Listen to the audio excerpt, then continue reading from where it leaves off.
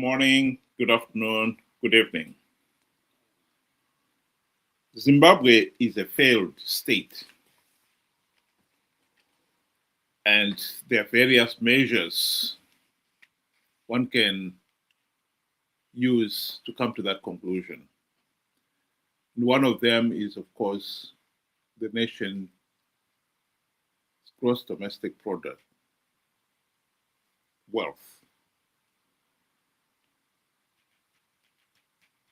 In 1980, Zimbabwe's GDP per capita was about 6,000 US dollars per person.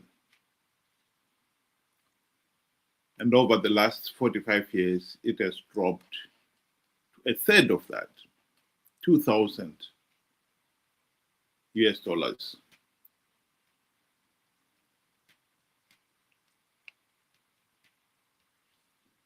That is significant. It becomes even more significant when you realize that that is the average figure. That means those at the bottom are worse off. And Zimbabwe has created a society in which the rich have become filthy rich and the poor have become filthy poor. So tonight we'd like to discuss that issue. Zimbabwe is a failed state, and we'd like to approach it in a systematic way. Why are we a failed state? Did we not have the intellect to avoid the pitfalls? Have we learned from our mistakes? And lastly, what is the way forward? I've got tonight Ben, and we are hoping that a few others will join us.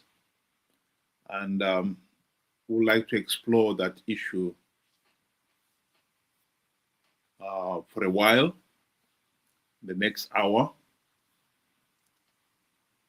and see how we get on.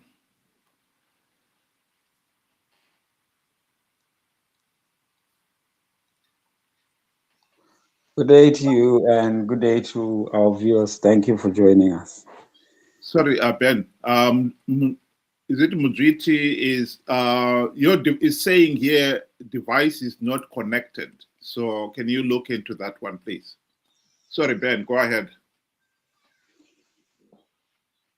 Zimbabwe's case, it's a pretty sad case. I mean, you walk back until 1980, where a country was deemed to be the next Singapore or South Korea. I believe everything was set for us. One couldn't see us going as low as we have managed to go. And what is so disturbing is that we seem to keep going even lower. It's like we are, a bottomless pit, non-ending. We're just destroying this country. And I think we have to get to a certain point and time where we have to say, look, we cannot continue going in this trajectory. It's not only bad for us, but it's going to be bad for the future generations to come. And I think we have to take it upon ourselves to find that solution. We have to find the common ground that, what are we going to do about it? And I think we first of all, like you said, we have to identify the problems. What is the main problem? And for me, it comes down to one blunt and direct result. If you fail to hold free, fair, and credible elections, if you do not take the democratic path, it will never work. And we know Zimbabwe has been battling to hold free, fair, and credible elections. In fact, it has never held free, fair, and credible elections since the onset. And if you look all around, the countries that have democracy, have a system, good governance, they are thriving. We don't have to look far into the West and wherever. Just across the border, we've got Botswana, you got South Africa that held the elections. And I witnessed what was happening in their command centers. You could tell what was going on from the start to the finish. And when everything was said and done, everybody accepted the results that came from that exercise. And they managed to build forward. We cannot do that. Ours is disputed elections, fighting continuously. We are always in election mode. We are tired of that. I'm going to win big this time. This one here says I'm going to do this, and all what a. So I think this is where our problem is. We are not getting anything done by doing the same thing over and over and over again and continuously being in election mode.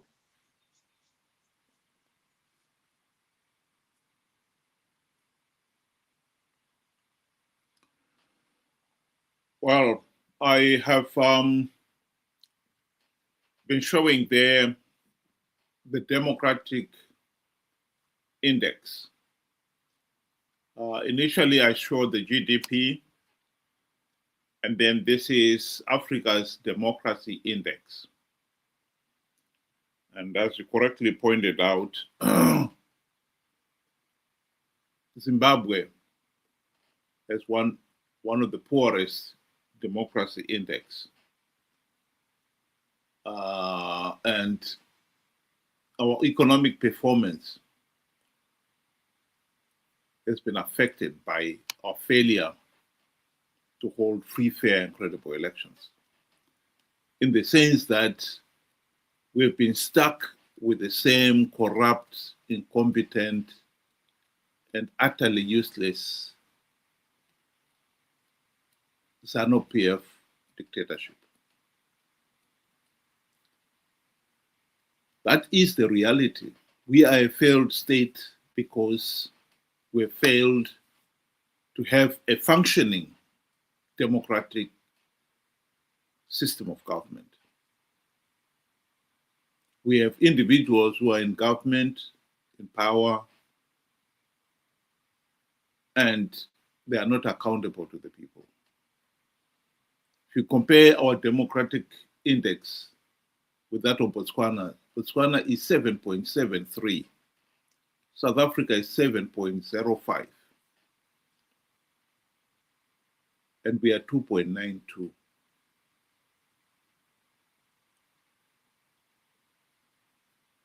We have not held free, fair, and credible elections.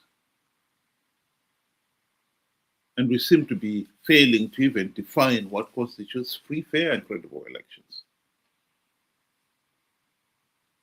So on that score, yes, I agree with you.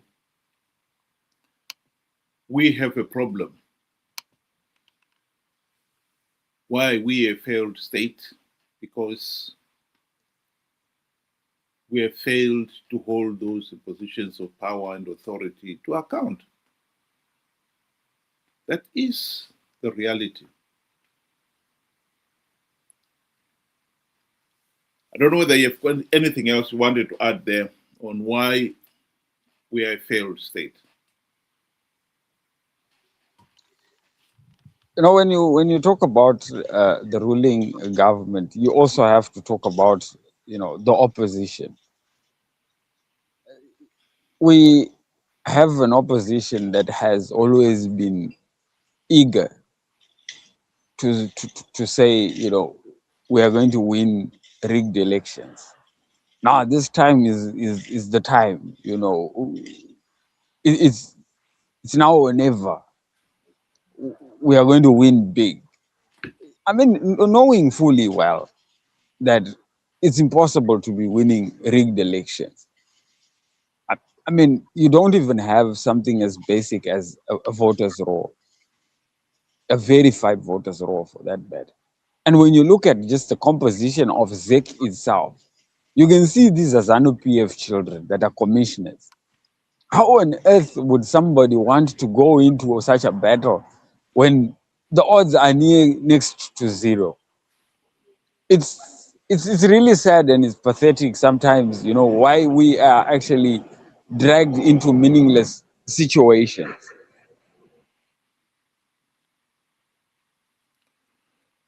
Well, one of the reasons why one could say we did not have the intellect to avoid the pitfalls, I think that cannot be denied. In 1975, Ian Smith remarked that if Zimbabwe, if there was to be black majority rule, people will be walking on sewage and think it normal.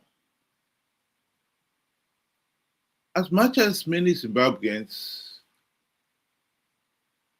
have found that difficult to accept, the truth of the matter is that is exactly what has come to pass. Zimbabweans have been walking on sewage and even drinking it because some of our sewage systems have failed to the point where sewage is flowing straight into the river, feeding our main water supplies for big towns like Harare. So we've been drinking it. And Ian Smith was right. And we are thinking it's normal. That is a serious weakness. Because when you've got that fundamental intellectual shortcoming, you're in trouble. You correct things when something is wrong, you correct it because you think, no, this is not acceptable. You do something about it and you correct it. But the minute you start thinking, oh, this is okay, or sweep it under the carpet, you're in trouble. And it is that mentality that has allowed the ZANU-PF dictatorship to survive this long. We said at the beginning that Zimbabwe has failed to hold free, fair, and credible elections. They failed to hold free, fair, and credible elections in 45 years in this day and age. Elections were rigged and rigged again and again. And we, the people, now seem to believe that it is normal. That, in my view, is one of the reasons why we failed to avoid the pitfalls that has landed Zimbabwe where we are today, a failed state. It is also, important to add that our desperation as a people has led, the doors to be open to manipulation. And you can see the evidence is now there. You find ZANU-PF top officials, they will be putting on, garments for Johan Masowe, you know, because there's millions of them. You find Chamisa is doing the same thing now. Hell, he's even gone the extra mile of attending every funeral that, where there's a gathering, is there even a funeral? We are open. We're an open book. And anybody who wants to get something out of us can easily do so because of our desperation. It stinks. And we cannot make progress. And we cannot demand anything because of our state.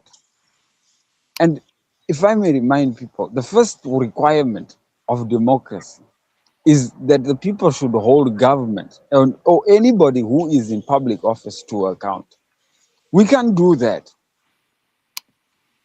We can't do that. You can't even stand up and say anything bad about the opposition or ZANU-PF, lest you get insulted or worse. So you find that the politics in Zimbabwe is rotten to the core.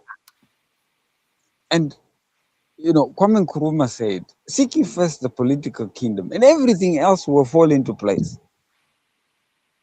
In our mess, in our political mess, we shouldn't be expecting anything meaningful to come out of it. It's impossible. We have to reset. We have to start afresh. We have to change the mentality behind it. That's the only way we can improve. And I think everything we are seeing, it comes down to the way our politics is set up. Not only ZANU-PF is just taking advantage of what is there. We, the people, have to make that stand. And we have to make the stand by first changing our way of thinking and our way of doing things. There is nobody that has the supreme right to govern Zimbabwe. We should be open to ideas. We should be open to suggestions, not to defend or insult one another over somebody that really doesn't care much.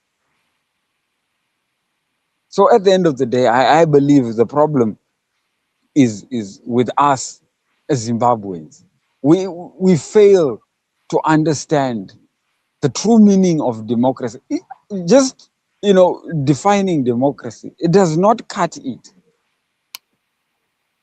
It does not cut it. You have to understand the in-depth of what it requires. What are the fundamentals? What are the foundations to achieving this? And only then can we make progress. It's really difficult when we have such a political setup and the mindset to follow it. Thank you. I'd like to welcome a new guest who just joined us, Michelle Modriti. Welcome to this program. What we are discussing about tonight is Zimbabwe is a failed state. Why are we a failed state? Did we not have the intellect to avoid the pitfalls? Have we learned from the past? What is the way forward? I don't know how much you have been listening and where you would want to come in, but you're welcome to give your opinion on that matter. Thank you, everyone. Sorry, I'm having connectivity problems, so I keep going off and coming back in. But for now, I'm going to listen, and then I'll let you know when I would like to pitch in. That's fine. Thanks very much. I was going to myself address the issue of where did we go wrong. I think one of the Zimbabwe intellectuals, Edson Sobho, picked it up very nicely. When he was in Mozambique, during the Liberation War. He said there was a problem within ZANU-PF itself. You could not discuss substantive issues to their conclusion, because the mentality of some of the people there was that the minute they feel they are losing the argument, they'll turn around and accuse you of being a CIA, and according to Sobor, today they'll call you a puppet. I think he picked on the right issue there. As a nation, we have had this tendency where if you're not with me, you're against me. And we have lost sight of the substantive issues. I've raised that issue on a number of occasions on this platform.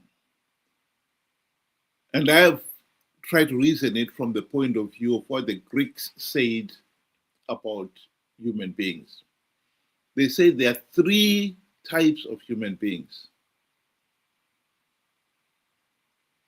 One,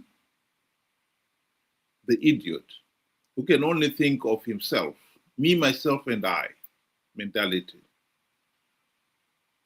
And then there is the second class, who is the tribesman. And he can only think of the tribe. The truth, facts, reality do not count for anything. And then there is the better class of citizen, of individual, the citizen, who looks at the bigger picture, who appreciates the importance of rule of law, who is willing to look at the substantive issues and not fall into trivial issues of calling the other person or a CIA or in this particular case, since independence, if you dare criticize ZANU-PF, you're called a Western puppet. If you dare criticize the opposition, you're called a CIO. And you could never discuss anything on a substantive level with that kind of mentality. And I think that is an important point that Edson Robot tried to bring. And unfortunately, that tendency has remained in Zimbabwe society to this day, if I may say so. Welcome to Senator Komich. Welcome to the program. I just want to brief you. I don't know how much you've been listening, but what we're talking about tonight is the issue of Zimbabwe as a failed state. Why are we a failed state? I don't know whether you have got something you would want to say there. Go ahead. Can you hear me? Yeah, we can hear you. Go ahead. Yeah, thank you. Thank you so much. I really appreciate. I just got a bit of what you were saying, but I generally agree with you that in Zimbabwe we have developed a culture of blaming each other, giving each other names, putting the blame on individuals or groups of people without taking responsibility and ownership of the problems, without appreciating that the problems might not come from us. Instead of being true to ourselves, we've come a person who would want to put the blame on the wrong people or wrong things. And so as a result, you can see that we failed to come out with a way forward. We failed to come together. We failed to identify the real problems, which have caused our situation to be where it is today. Because if you go back to before 2018, where we had almost a period of 18 years in which people were struggling, fighting the regime, doing different programs, and really putting a fight against the ZANU-PF regime. Immediately after 2018, things started deteriorating to the extent where we are today. So we really need to find out why have we come to this stage, what has gone wrong. Can we all agree on the mistakes that we have done? Can we take responsibility and ownership of the mistakes? Are we prepared to correct ourselves? Are we prepared to develop new strategies? Are we prepared to really come up together again so that we can confront the beast together, other than really letting the beast go and fight among ourselves? Because the challenge that we had these days is we don't see eye to eye. We are very suspicious of each other. We have given each other names. You are a CIO, you are a ZANU-PF light, you are whatever. You are the one who saw the struggle. But if we go deeper, these are just allegations. If we want to resolve our problem in Zimbabwe, let's sit around the table, let's negotiate, let's really face the beast in the eye. If we do that, we can actually come up with a better solution. I've taken this last 7 years as the period of learning, where we've been spoon-fed by Shangrai. He was leading us. When he passed on and we took over as these lieutenants, we did not really manage to run the organization the way he was doing. So we failed. We must appreciate, we must accept. We need to do better. We need to shake hands, come back together, and restart the program again. I'm sure that's what I can say for now. Thank you so much. Thank you, Senator Komich. I don't know whether DT, you want to come in now? No? Okay, Ben. You know, what we have to realize is from 1980, the people of Zimbabwe, well, I have never seen people so happy. People were over the moon with excitement that we are finally going to have a chance to be independent, to do some of the things that one would have never thought they would do. So it opened doors and new ideas to a people that were oppressed. And great was their disappointment. And they had to endure ZANU-PF until MDC came into the picture. And MDC, when it came into the picture, it brought fresh hope. It brought excitement again, a belief in a downtrodden society. And guess what happened? We crushed that same vision. We crushed that dream. We expected much from MDC. And unfortunately, when MDC got the closest to freeing us, they completely forgot about the people. And I understand what, Honorable Senator is saying. But we have to understand these are a people that have really never gotten a chance to fulfill their dreams. And rightfully they are angry. Rightfully they are confused. I mean, look, we're at a situation where we've got characters like Nyoka Mabunu. The moment he stands up, people will flock because he's got that message of hope. If Comrade Bombshell stands up, people will flock because people are desperate. And like what I was saying, in our desperation, we now find ZANU-PF are putting on garments. We now find Chamisa is attending funerals to prey on people. We really have let the people down.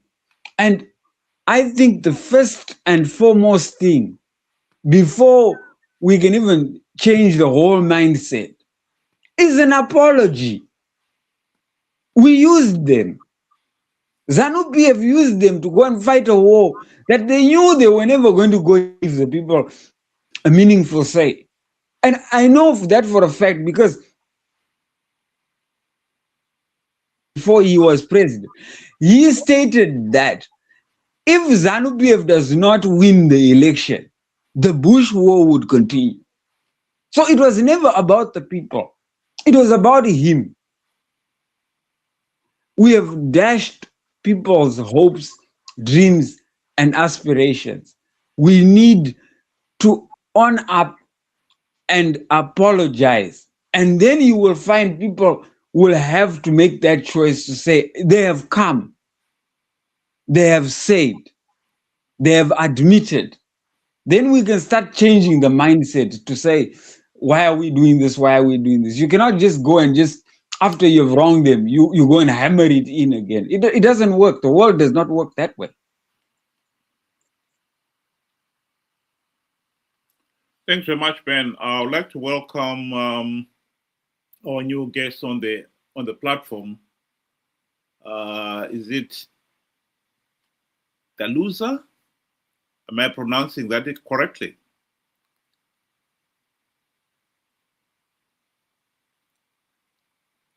Hello, do you want to come in?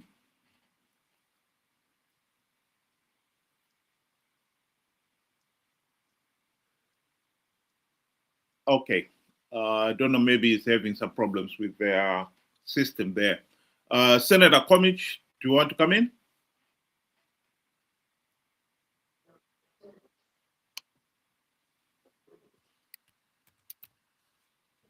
Yes, sir. Okay, thank you so much. Just make a follow-up on what the previous speaker was commenting on. We as Zimbabweans, we must first of all appreciate the task which is before us, the challenge that is before us, understand the real philosophy guiding the ruling party right now in Zimbabwe. We are in parallel with what they believe in. We want change. We want freedoms. We want to have free and fair elections. We want democratic practices in Zimbabwe. And we all hinge these things from the liberation war. And we strongly believe that the war was fought for these freedoms for us. That's not true. The war was fought for ZANU-PF freedoms from the imperialists. The war was fought for ZANU-PF to get power from Ian Douglas Smith and run the country the way they want. If you go back to the 1980s and 70s, ZANU-PF used to speak about one-part state. And remember, even the efforts of the Gukurahundi, they were hinged around one-part state. Even if you look at the 1987 Unit Accord of ZAP and ZANU was around one-part state. They were influenced by the Chinese model. This is what they call freedom. The freedom that we define ourselves as Zimbabweans is not what is in their philosophy. So right now, they've created a system in Zimbabwe, which is basically a one-part state. When we go for elections, elections are for members of parliament and councillors. There are no elections for the president. You cannot believe this. ZEC only does their work around the councillors and the members of parliament. That's when they count elections, they verify elections, they do whatever they do. When it comes to the president, it is not ZEC which does the counting. ZEC is given they counted the results from another sender. The chairperson of ZEC just takes the receipt given by some other people. She or he announces. That's how bad things are in Zimbabwe, and that's the reality. I've been the chief election agent of my former president, Tsvangirai, from 2008, 2013. There was a co-chief election agent with the Comrade Timber in 2018. At no day did I ever verify the results of the president. Not even a single day. The results of the president are counted somewhere, which is a clear one-part state. Whether you vote or you go for elections or you don't, the results are predetermined. The results are known. The ZANU-PF is not prepared at all to reform itself out of power.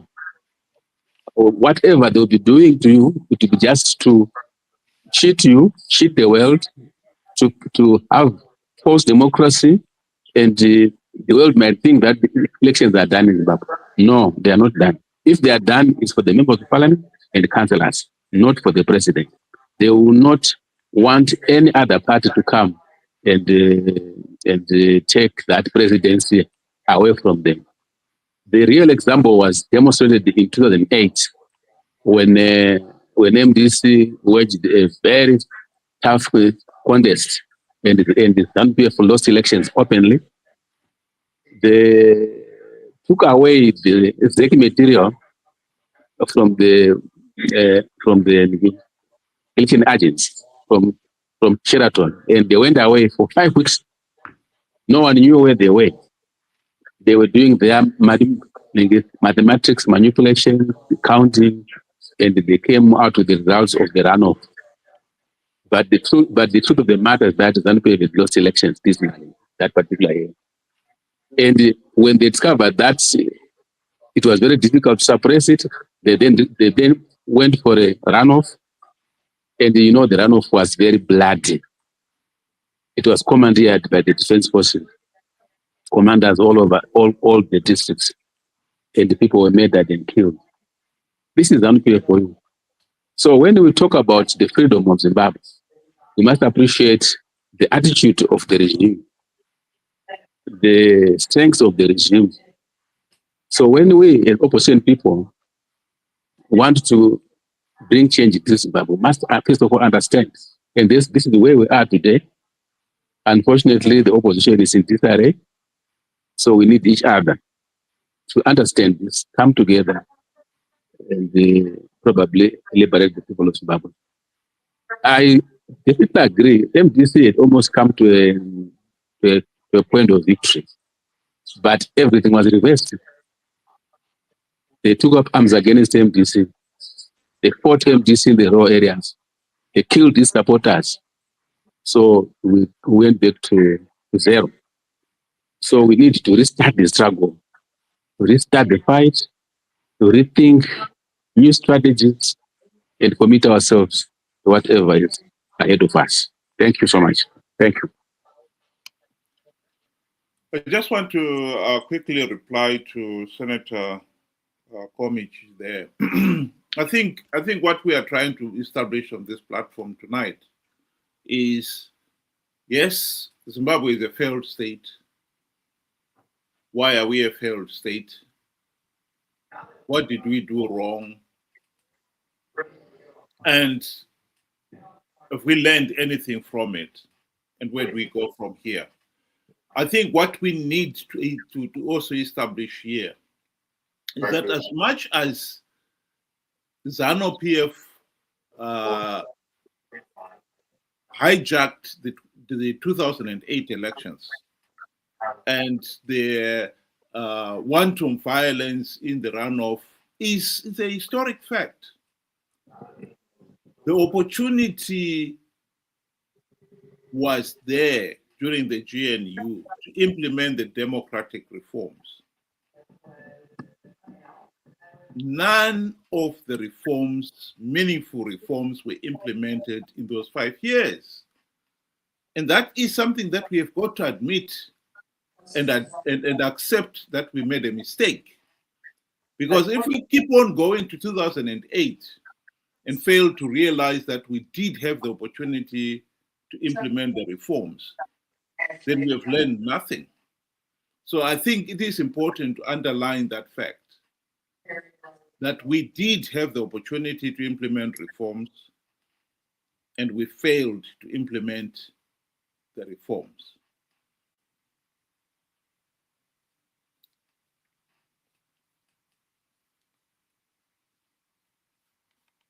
Ben, do you want to come in?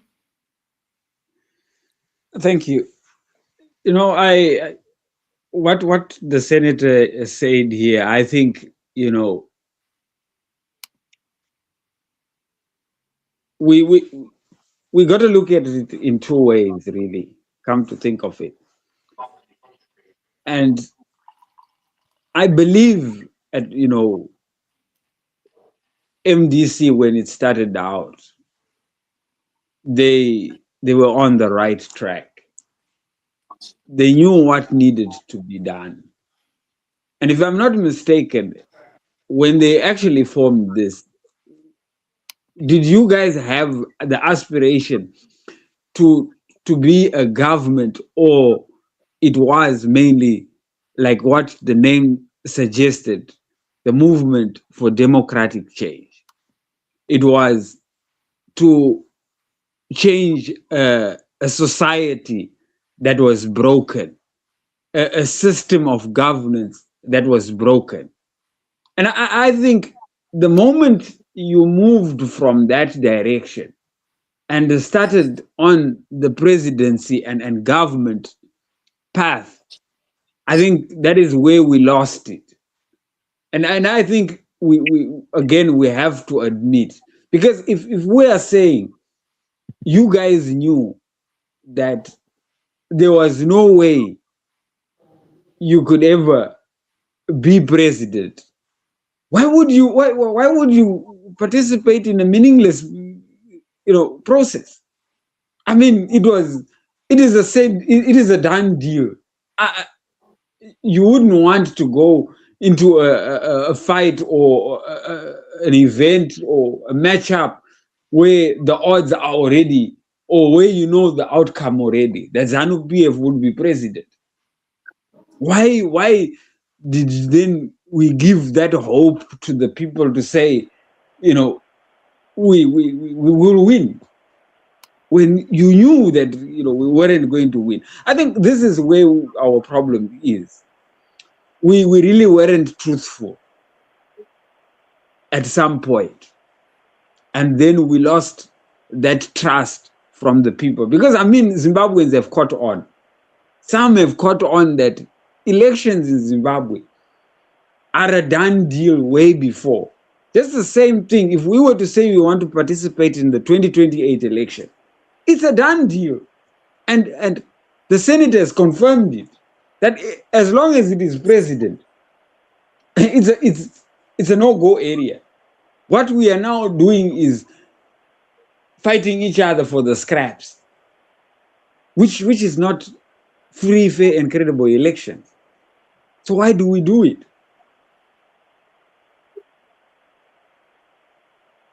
Thank you much, Ben. I'd like to welcome Godfrey there. I don't know how much you have heard, but what we are talking about tonight is Zimbabwe is a failed state. That's number one. Number two, where did we fail? Why did we fail as a nation? Did we not have the intellect to avoid the pitfalls? Have we learned anything from the past? And what is the way forward? And I think roughly right now we are on to discussing where did we fail. I don't know whether you'd want to come in there and comment on any of those other issues. Not at the very moment, because I've just entered. I don't know if you can hear me.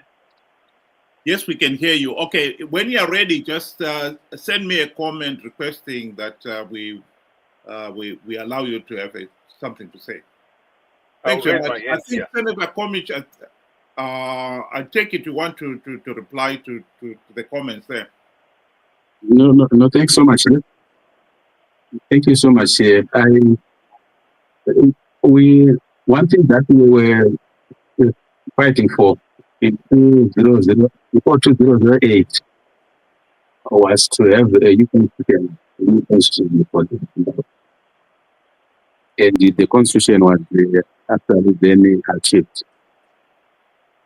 What we were dreaming in that constitution was to pack as much as possible all the reforms that we wanted, such as the media freedom, making sure that the elections were free and fair, the composition of the executive balance, the independent commissions,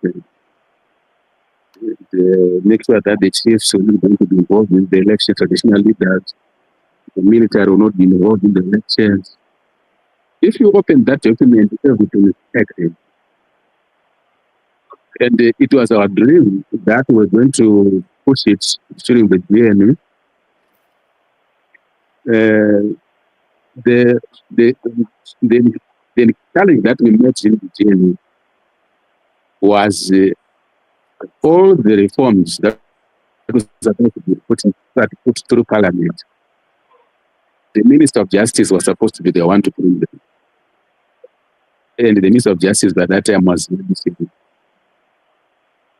we pushed for him to bring those what we called the alignment, constitutional alignment to the acts of the acts of Parliament. He brought just a few, deliberately leaving up the most important ones that we were pushing for. He did not bring them to the Parliament. It is not that. It's not like that. People were just seated watching, drinking a cup of tea in Parliament without fighting. No, any other ministry had the right to bring those acts to Parliament for realignment. No one. So, as you know, Zambia did not like the constitution that we came out with in 2023. It removed so much power out of them, but they were treachery in a way that they did not want to rearrange the constitution to the actual Parliament deliberately. As I've always said, Zambia is like a bully with a gun. If you meet a bully in the street who has got a gun, he or she will do whatever he wants with you. This is what I need to start. I'm raising this thing so that at least when you plan or when you think, you understand the challenge that we have in Zimbabwe. Otherwise, you might actually continue to think that things are so easy, things are so light, and they can do whatever. This so and so is stupid, so that doesn't think. No, you must appreciate that these people are the Chinese model, one party state. They will not want to leave power, and if you threaten them through election, they will kill you. So whenever we're making new plans, you must also have this knowledge. This kind of knowledge is very, very important because if you didn't have it, you're going to wander and you end up blaming yourself. We have big challenges, but we need to put our heads together. We need to ask each other what went wrong with 2018, what went wrong with 2018, so that we can share what exactly happened and what we want to do and what we want to do. I think this is what I can comment about the Myanmar reform. They deliberately blocked the process. They acted like a bully with a gun. They refused to align the constitution with the act of parliament. Yet every reform that we want in Zimbabwe, it's documented in our constitution. You can raise any one of the reform that we want. You find a chapter which covered that reform in the constitution. That is what we did when we were writing the Zimbabwe constitution, and that was our objective, so that at least we can have a democratic country. However, it's too stubborn. When it comes to the election, it depends on how you define the mass democratic struggle. if you want to define, you must start from defining what do you mean by the mass democratic struggle. Just like the liberation war was defined as a war of confrontation and final victory. And if you go back to 1966, it did not take them 1 year, 2 years, 3 years, 4 years, 5 years, 10 years to liberate the country. It did not. We had in 1966 Battle of Hanoi, with 1967 the one game resolve war, and we liberated the country in 1980. So when we are facing that, it's not a short distance run. It's a long distance run, because this is what where we are failing, as far as I'm concerned, is to sustain the mass democratic struggle from the opposition. That is where we are failing. If probably we thought it was going to be a short distance running, we would get the constitution, the election, it's until the election, and they change the government. If you were that thinking wrong, it's a marathon that we are faced with. Where we have failed is failing to have a sustainable organization, sustainable platform to wage our struggle. We tried MDC up to 2018, and after 2018, we collapsed to where we are today. So we are worse off than what we were in 2018. We are worse off than where we went in 2010. So what we need to do now is to say, where did we go wrong? How did you come to this stage where we are today? What are the lessons that we learned? Should we tabulate those lessons? Should we provide solutions to it? Can we restart the democratic struggle? Can we confront the regime again? Yeah, but we must now go into this struggle with knowledge, which we didn't have when we started in 2019. Now we got knowledge. We should be at a better angle to attack the regime. I think this time around we come together, we're able to make real changes, because illusions are no longer there, because we know the reality. Thank you. I just want to give a quick response to that one. I think we, most Zimbabweans anyway, have discussed the issue of the constitution to great lengths, particularly run up to that referendum on that constitution. The constitution that we got in 2013 is not a democratic constitution. As much as some people would want us to believe that it was, and at the time I remember some of the MDC leaders saying it is an MDC child. The truth of the matter is, and this is what was admitted by Paul Mangwana, in fact, who was the co-chair of the committee that drafted that constitution, that most of that document was dictated by Mugabe. Yes, there are issues. If you look at one section of the constitution giving you all the democratic rights that you want, but you only have to look at the other section and you find those rights are being taken away. And this is why you find with even the 2013 elections, that constitution failed to deliver free, fair, and credible elections. That speaks volumes. We can't say this is a democratic constitution and yet it's failing to deliver one of the very basic requirements that we expect from a constitution. I don't think we really should have to go back to the constitution and talk about it. If people have a different view, let's move on. My view is the 2013 constitution is not a democratic constitution. Mugabe was the one who dictated it, and the results on the ground are clear evidence that this was a dictator's decree, and we are stuck with it.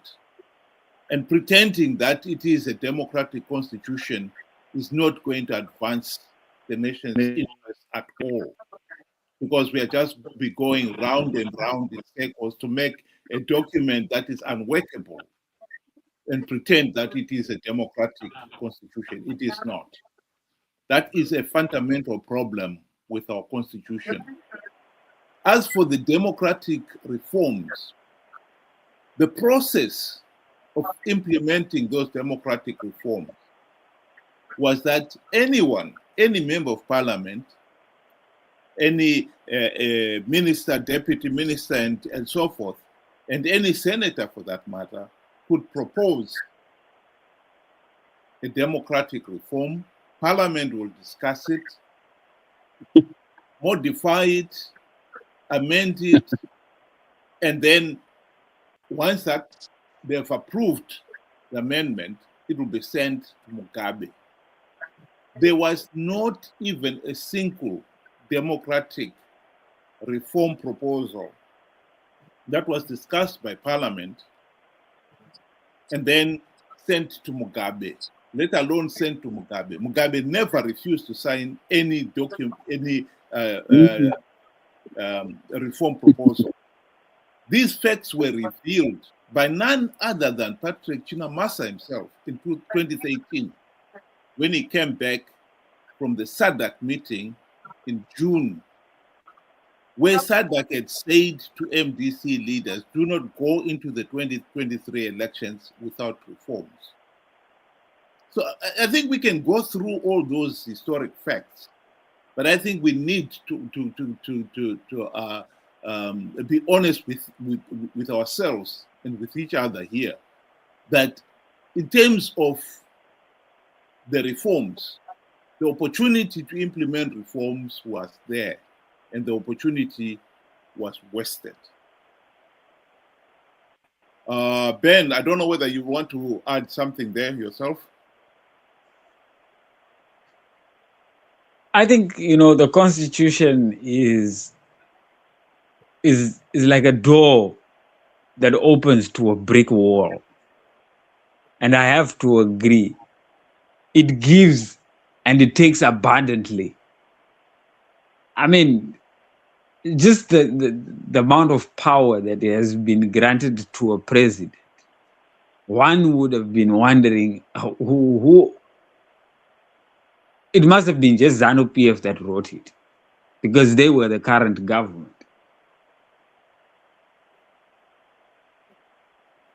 It takes so much away. You can say, I mean, in a few words, you can say, people have the right to gather. Then at the back, you have to consult the police.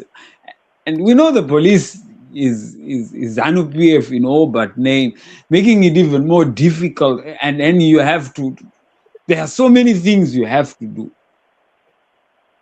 It gives and it takes away. So we cannot say we had reforms, or we can base our reforms on the Constitution. And rightfully, like you said, the Constitution has never, produced any free, fair, and credible elections till this day. But my problem is, with all this knowledge, we knew what ZANU-PF was doing. We knew the outcome. Why did we keep insisting on doing the same thing over and over again, when we know doing something so many times and expecting a different outcome is just madness? Every time the people of Zimbabwe have been given false hope, this is the time where we're going to win big, where we're going to, come election time, we know the outcome, but it still hurts. Why are we doing this? Why can't we move away past participation in rigged elections and try some other avenue? I mean, look, SADC has always given us recommendations, and at one point the EU gave us 23 recommendations. These are good as reforms, but we have ignored those, and we have still continuously participated in rigged elections, knowing fully well that is what has been giving ZANU-PF legitimacy. Is it are we failing to learn that part, or are we doing it because there are seats that are involved? Because at some point, some MDC, even the Triple C guys, actually say these are our hard-earned seats. We used our own monies. It's now personal. If this thing is supposed to be for the people, there's something wrong with that. When we know something is not going to add up and we tell lies about it, and then we make people go on the assumption that it is a done deal, we crush people each and every time. This is now why we find our politics has become broken. That anybody that comes up with any funny message can easily sway the people. I think there we need to really correct that, to say, participating in rigged elections has been a cause, not a solution. And we need to stop that up until we take the recommendations that we have been given. And I think the battle is even much better when we just simply copy and paste those recommendations as they is. Because when we then refuse to participate in rigged elections, it is not us that gave us that brought up the recommendations. It is SADC, AU, and AU. They are the ones that have to now come and fight in our corner. We have to force things. Unlike we just business as usual, participate, get rigged. We are back crying. We are back, in various assemblies trying to manufacture another way forward to the next run. It's tedious. I would like to give a chance to Godfrey or Michelle. Are you guys ready? Yes. Okay, go Yes. ahead. I think what I would like to encourage you to focus on now, because we'll be closing in about 30 minutes, is what is the way forward.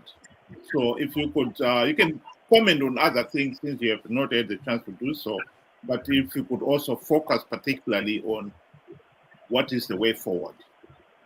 Go ahead. Is it me or Godfrey speaking? Can I go? Yeah, Yes, you go ahead. please go. Okay. I think to answer the question that is posed in this panel, to say, why is Zimbabwe a failed state? Zimbabwe is a failed state because of its people, firstly. We are here because of who we are and what actions we have taken and decisions we have made as people, whether you are opposition or ZANU-PF. First of all, the problem is us. There's someone who spoke just now who was talking about we keep doing the same thing over and over and expecting different results. So it means we as people are not learning, even from our pain. We are not learning from it to begin with. But the second most important thing I wanted to highlight was Zimbabwe is a failed state because it does not have a credible opposition. That is our biggest challenge in Zimbabwe. Everything literally turns on that. I live in South Africa. I've been living here for almost 20 years now, and I'm quite immersed in their politics. And I like that I have that duality about me that I know how things work in South Africa, and I'm also tapped into how things work in Zimbabwe.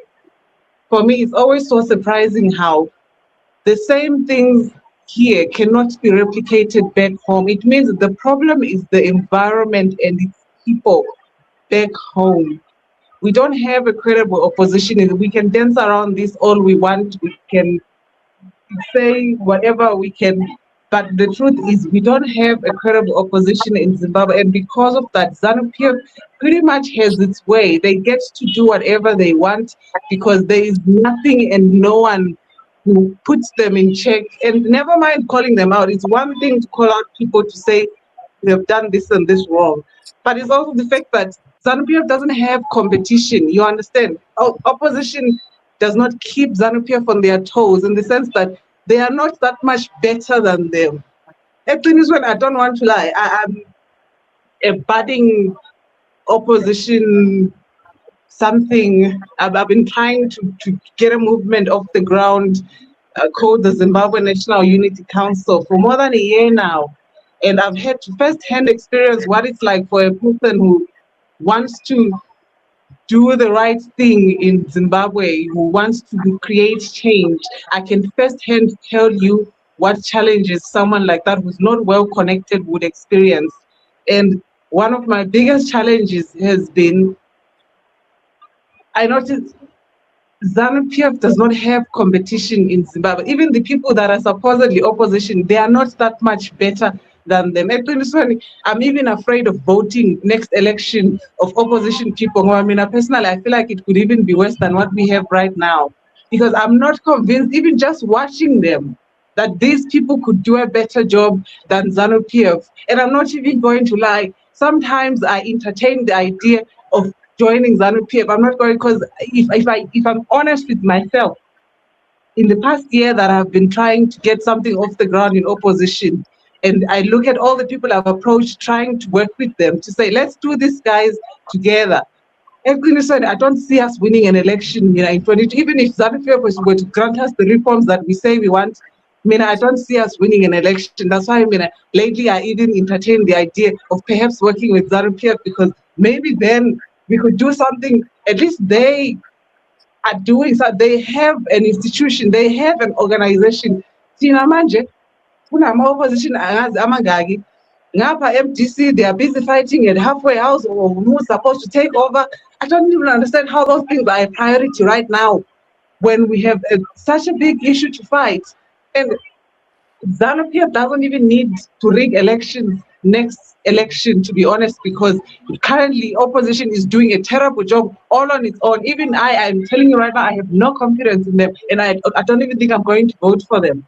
I was hoping to work with them, but I'm not going to lie. If I'm completely honest with myself, it's not looking good. I don't think we are ever going to win an election in Zim, even if they were to grant us the reforms we say we want, because we don't have a singular point of approach like ZANU-PF does. You see, ZANU-PF may have factional battles. They may fight. Geza may come out and say, Mnangagwa must go tomorrow. But when all is said and done, ZANU-PF is still an institution. They have a constitution, they have rules. If you do something, they know that this is not how things are supposed to be. They have processes in place. They have people that, mind you, Tina, this opposition leader has their own thing going on here. This one has their own thing going on here. This one, how are we even surprised we keep losing elections? I really do acknowledge that ZANU-PF uses brutality, and they have killed people, and people are now afraid, and they're silenced by fear. I really do acknowledge all of those things. But we also need to acknowledge we don't have our house in order to be able to take on ZANU-PF at the moment. Can I ask you a quick question before Yes. you? Don't you think one of the problems we have in Zimbabwe is that we have tended to look at, we have got the choice between ZANU-PF and the opposition as we see it. In other words, we have limited our choice to the point where we think the choice is between ZANU-PF and MDC, when in reality, both of them have failed the country, and we cannot think outside the box. Yes. Absolutely. And when you said earlier you would like us to talk about solutions right now as we are about to wrap up, I wanted to add that I worked on something, a concept which is non-partisan, which is focused on us building the country that we want to see. We don't need to be in power yet for that to happen. The reason why we keep failing is because we don't have a plan to begin with. So I started a platform called the Zimbabwe National Unity Council, where literally anyone who has anything to complain about or has a skill or knowledge that they want us to put in building the country, we have a central meeting point. We don't have that in Zimbabwe. Omunye nomunye une-space yakhe lana, omunye une-WhatsApp channel yakhe la. None of it is ever going to work like that.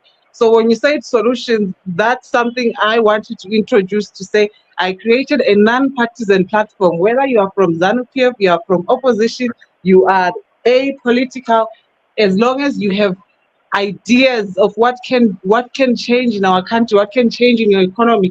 If you know, for example, how we can improve the minerals and mining industry or the transport industry, I'm looking for people like that. We put them in one place because we need something like a digital office, to say that's what like a WhatsApp channel with a different groups in one community where we group ourselves according to what each person can do. If there are people who can bring about electoral reforms, we create a group for them, they meet there. But all in all, we are one community.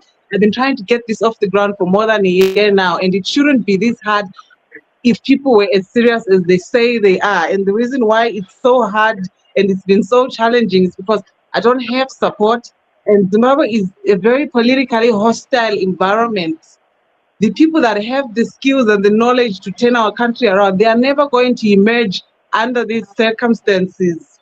Because as it stands, it seems to me I must kind of join this cultish group of people and do and say what they want to hear before they can take my work seriously. And for me, that doesn't work. And if this keeps happening, I'm just going to leave it and go to another. I've already done that. I'm now working with South Africa, and if I finish here, I'll probably go to another country. No one is going to keep trying to force their way into an environment that doesn't allow it. So for me, it's why I even came on this platform, because I would like to meet other people like you guys who are interested in bringing about change and discussing solutions. So I was saying to the person who invited me, it was Ben, to say I would like to leave the link to our platform here before we leave so people can join.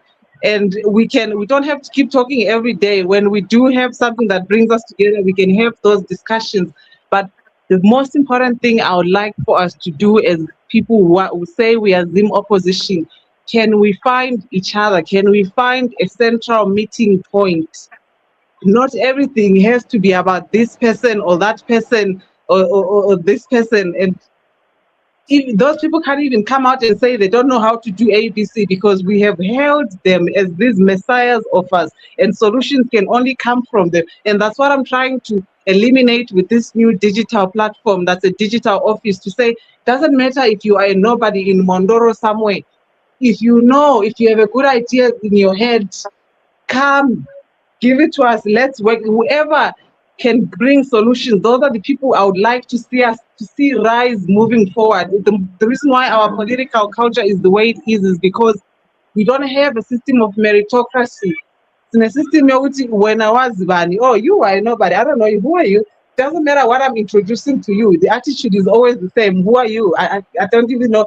But a person who you exalt, they may not even have good ideas, but because it's that person, you elevate them, you elevate the people that are affiliated with them. That's how they end up creating these mafia states of people who are incompetent, because we didn't take care of the problem from the root. So if we could create a platform like the one I'm talking about, where it doesn't matter who you are poor, you are rich, you are a woman, you are a man, even if we don't know your name, if we keep seeing what you are, someone who's bringing good suggestions, you are doing good work, can we start elevating people like that moving forward? But I think that's all I have to say for today. I will drop the link to our platform in the comments I'm not sure if you can click on it, but we're going to keep meeting here anyway, so we'll get to know each other and share contacts. Thank you. Yeah, just put it in the comment section and we can show it on the screen so that those who are going to access it, even at a later date, can still see that link. Godfrey, All you right. want to come in? All right. Yes, thank you. Could we, because Center Committee laid down the foundation of all these problems. He says, he puts it this way, that we are dealing with a bully with a gun. And this is the problem that we have. And the solution should be centered on how to disarm the bully. And secondly, this is a bully with a gun and with a fat pocket and backed, like Ben said, backed by a president who has limitless powers, unlimited powers. This is where, that's what we should be focusing on, because Center Committee says all the reforms that they wanted, they included them in the Constitution. And that is a fact coming from someone who was in the camp that produced the Constitution. So the problem is, because they hold the gun, they are doing whatever they want, breaking the Constitution, which is supposed to have been controlling them. If we try to form any organization, we have gone through many organizations that have tried to come up against that. Because of their fat pockets, they have managed to buy out the core people within any organization that is coming up in opposition. That power is the one that has really destroyed any form of opposition, any form of opposition to ZANU.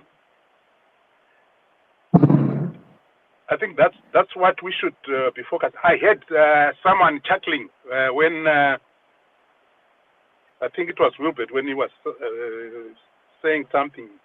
Maybe they were trying to say that is not true, that no reforms were brought before Mugabe himself. I don't know if Senator Komichu is still amongst us. Maybe he could clarify on some of these things that we have said here. But I think our problem and the solution is to disarm them somehow, to drain their pockets, and to find ways of limiting the powers of the president. Yeah. I think before I come with what I propose as a solution, let me just expand a bit on the bully with the gun. I want to give examples. It's not only Zimbabwe which is this quagmire. All countries that went for the liberation war, such as Angola, Tanzania, Kenya, Uganda, Rwanda, Mozambique, Zimbabwe. These are bullies with the guns. There are no elections being done in those countries. No elections in Angola, no elections in Kenya, in Tanzania, Mozambique, whatever. There are no elections. The results are predetermined. That is what's happening.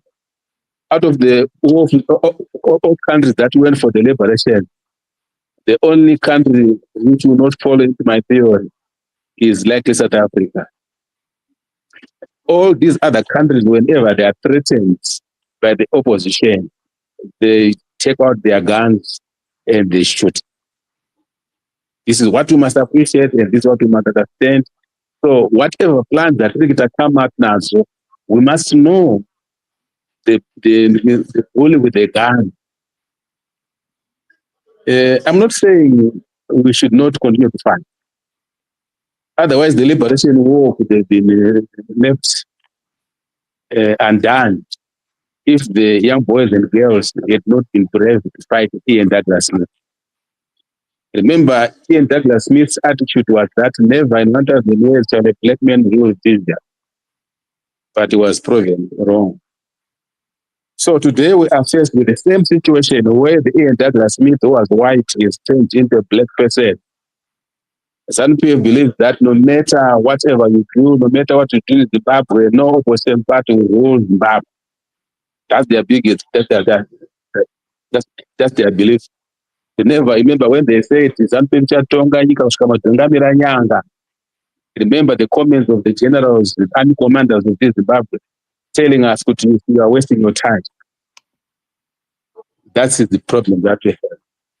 This has been made worse. I want to agree with my sister, Dr. Ramajamai, that opposition is done as a disservice. We cannot be in a country where we don't have an active opposition political party. It's pathetic. I am one of the leaders. I am very sorry to put you in this situation. I want to apologize to you. This is a mess, and you cannot tolerate this. This is very bad. However, what do I recommend? We have to come together unconditionally.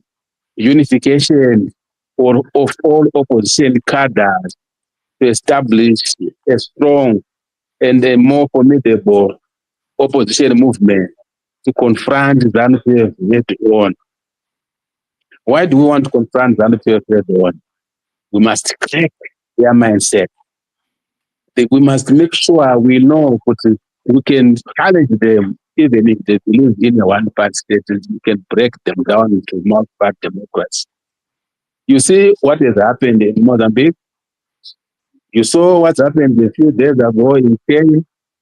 You saw what happened a few hours ago in Tanzania. It's the way to go. Let us not lie or pretend that we will talk through negotiations. They will be laughing at you because they'll say, you want to use negotiation to take us out of power. They would not. They need to be confronted. They need a strong opposition movement, dedicated men and women, youth and Madara, to come together and confront ZANU-PF. They will crack. Just like you saw in 2007, 2006, 2008, when Morgan Tsvangirai led a mass democratic struggle called DRC. Something changed. There were negotiations. The constitution was written. They were not prepared to write the constitution. They were not prepared to negotiate. But because the movement was put in place and confronted the regime head on, something changed. So I'm quite sure if we regroup and come up with the same strategy, you would find that something will change. And freedom does not come overnight. It's not a one-day thing. It's a gradual process. And we need to have this mindset that we're on a marathon. Mozambique is in a marathon. Kenya is in a marathon. Tanzania is in a marathon. Rwanda is in a marathon. Uganda is in a marathon. Angola is in a marathon. The first thing that we must do in Zimbabwe is to unite. Vana community na vanhu vake vese, I can't mention names here, but we know that we must come together and form one movement. We elect one leader out of all those, an old one or a new person, a woman or a youth, whoever is chosen by the people should be able to lead us, and we can make positive change in Zimbabwe.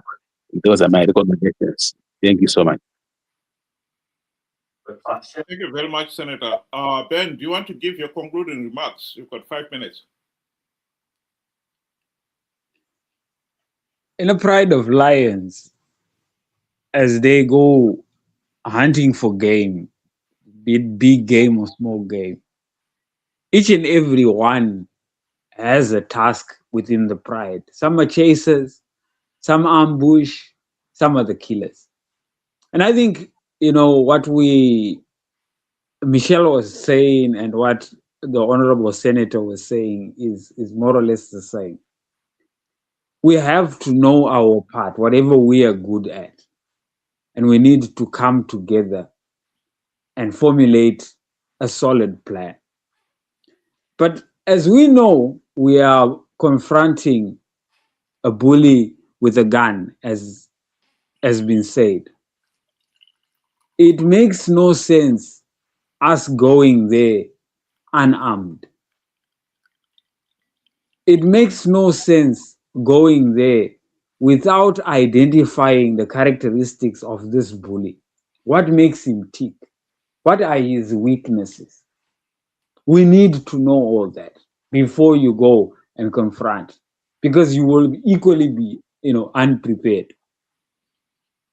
And what this means, and I think most of us are sharing the same thing, is we need to have unity, but we have to have unity with purpose. What is it that we are going to be doing when we get there?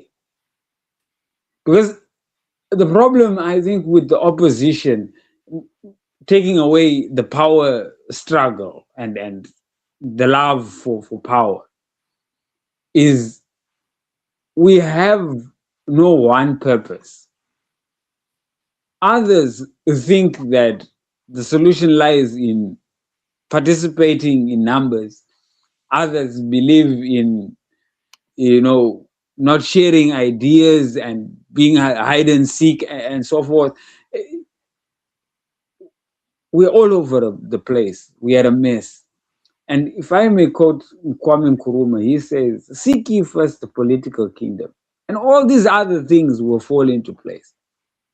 Until we get the politics right, we are just messing about. There is nothing that is going to come out of this.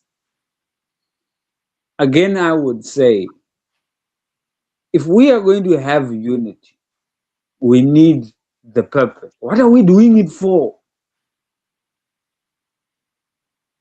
Then once we have that, and once we have a house that is in order, we can now start looking at what is happening outside. We can never go against ZANU-PF the way we are. They'll have us for breakfast. So the honest, I think, now is we have spoken about what could have and what should have and what didn't happen. And I think, the disappointment, everybody is disappointed. That, what our expectations, what we thought was going to be delivered was not delivered, yes. But we need to move forward, not just for our sake, but the sake of our children. Whatever ZANU-PF is doing today is not sustainable. It's not sustainable. And we have to stop the madness.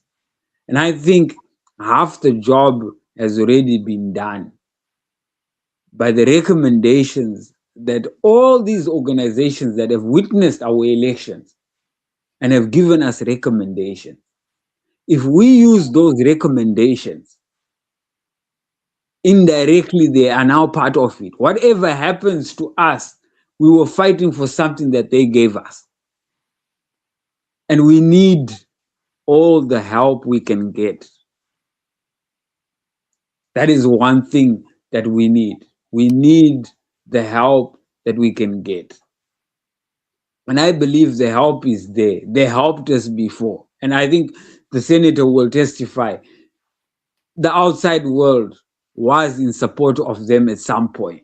They really thought these were the guys that were going to start something new, something fresh in Zimbabwe. But unfortunately, along the way, mistakes were made, wrong decisions were made, and a path that was once straightforward became, twists and turns and very dangerous bends. So I think, first of all, we need to find each other, and then we identify the beast itself, the bully itself, and then we equip ourselves. Then we can make the attack. Thank you very much, Ben. Godfrey, do you want to make your closing remarks?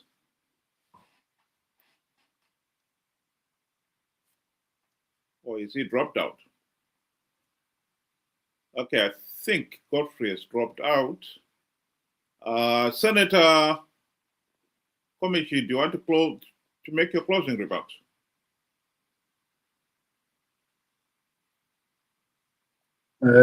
Thank you so much. I don't have much. I don't have much to say, but I would like to appreciate the efforts that you guys are putting so that we can put our minds together. Definitely, we must accept that we have got a problem in Zimbabwe. The ruling party is a morning star that must be dealt with. The opposition party is also a morning star that must be dealt with. We need to make sure that we organize ourselves as the opposition movement. I want to appeal to all my comrades that we committed crimes against each other, but those were personal crimes. We had the duty to save the people of Zimbabwe. Let's put our differences aside and push for the national agenda, national interest, the wishes of the people of Zimbabwe. When we come together and join our hands, we'll be forced to reckon. And we must do it now. We must have an agenda to stop the 2030 presidential extension. This must not be allowed to take place in Zimbabwe. We must reorganize the people of Zimbabwe. The people of Zimbabwe are still there. They are angry enough. They just want leadership, which is united, which is organized, which is going to be leading from the front. Death, arrest, they are not an issue. Other brothers and sisters have died. Other sisters and brothers have been arrested. Who are we not to be arrested? Let's come together, ladies and gentlemen. Yes, of course, we should also accept the mistakes that we did in the past, the mistakes that were done during the action of the party, the support of the country, the mistakes that were done during the GNU era. Let us take those ones as lessons. Let us now recorrect ourselves. We're trained to do corrections in school from grade 1 to whatever level we went. We were trained to do corrections. So we must put it to practice. We must do corrections and make sure that we remap our strategy to bring change in Zimbabwe. Thank you so much. Thank you. Michelle, I don't know whether you want to give your closing remarks or you're okay. No, I have nothing more to say. Just thank you for creating this platform. I hope it grows into something much bigger and we keep meeting here until we find a way forward. Thank you very much. And I would like to thank everybody for coming. I just want a few housekeep. Tomorrow we'll have a same discussion on the same platform, on the same link. And tomorrow, I thought we should focus on what is going to happen between now and 2028. If you could think about that, and if you can join us tomorrow from 6 o'clock UK time, 8 o'clock Zimbabwean time, on the same link, and let's share our views. And to Michelle, I would like to encourage you, even if you do go to America, to still keep your interest in what is happening in Zimbabwe. Because to be quite honest, I think one of the tragedies about Zimbabwe is that there are millions of people there who do not even have the opportunities that we have here to discuss things. And they are desperate. And they have absolutely nowhere to turn. And they are caught in the trap. And I'm talking particularly of the rural people in the rural areas. ZANU-PF, ever since the country's independence in 1980, has denied those people any economic empowerment for the selfish reason of its own to maintain its control on them. I think many of you have been seeing in the recent few days the regime giving away Christmas hampers and so forth. This is an insult to a nation because no nation can ever prosper on handouts, on charity. Some of these people who have been given cars, it's pathetic. If you are genuinely interested in starting business, do you start by buying a car? You know, if you can't even afford to a bicycle, it's ridiculous that you should be buying a car. And yet this is what we are having in Zimbabwe. I would like to conclude with my way forward. I think our way forward here is very clear. We should accept that the present political system has failed. It's not working, and to admit it. And I believe we should be looking outside the box. The temptation in Zimbabwe right now is to always think, well, maybe we can fine-tune the opposition and we can make it work. Or ZANU-PF, if we change the dictator and put somebody else, maybe it will work. In my honest opinion, that will never work. You are just repeating the same mistake over and over again. We need to think outside the box. And in my view, we cannot have any meaningful political change in Zimbabwe as long as ZANU-PF is able to rig the elections. So the single most important task to be accomplished is to stop ZANU-PF rigging the elections. That the opposition, MDC, have failed to accomplish in 25 years, including the 5 years in the GNU. That's where we are. And worse than that, in fact, ever since the GNU debacle, the MDC-CCC leaders have participated in flawed elections, knowing fully well that the process is flawed, knowing fully well that by participating, they are giving ZANU-PF legitimacy. They have nonetheless soldiered on out of greed. They knew ZANU-PF was giving away a few gravy train seats to entice the opposition to keep participating. Ben referred in one of his comments there, some of the opposition leaders, even when SADC and the AU had said these elections were flawed, who insisted in taking up their gravy train seats, claiming that, oh, I paid for it. I used my own money. So we are perpetuating a failed political system because you want the benefits of the gravy train seats. That is the tragedy in Zimbabwe. We cannot force ZANU-PF to implement any reforms now, between now and 2028. What we can do is make sure that ZANU-PF does not have legitimacy come 2028.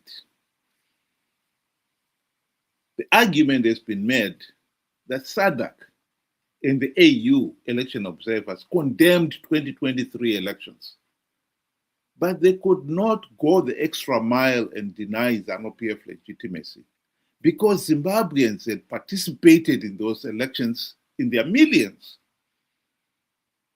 We cannot run away from that responsibility. Why did we keep on participating when we know the process is flawed? When we've been warned, if you participate, you give the process legitimacy. That has been our problem. And we need to address it. And the only way to address it is to make sure that